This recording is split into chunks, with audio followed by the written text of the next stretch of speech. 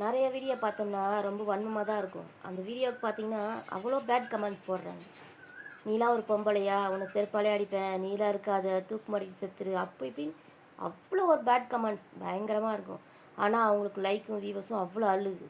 நான் யோசிச்சு பார்த்தேன், என்னடா இது இவ்வளோ பேட் கமெண்ட்ஸ் போடுறாங்க, ஆனால் லைக்கும் வியூவர்ஸும் லட்சம் கோடி போகுதுங்கிற மாதிரி போகுதே, நமக்கெல்லாம் ஒரு வியூஸ் கூட வரமாட்டேங்குதே, ஒரு சப்ஸ்கிரைப் கூட வரமாட்டேங்குதே, நம்ம நல்ல வீடியோவை தான் போடுறோம் அப்படின்னு நினச்சேன்.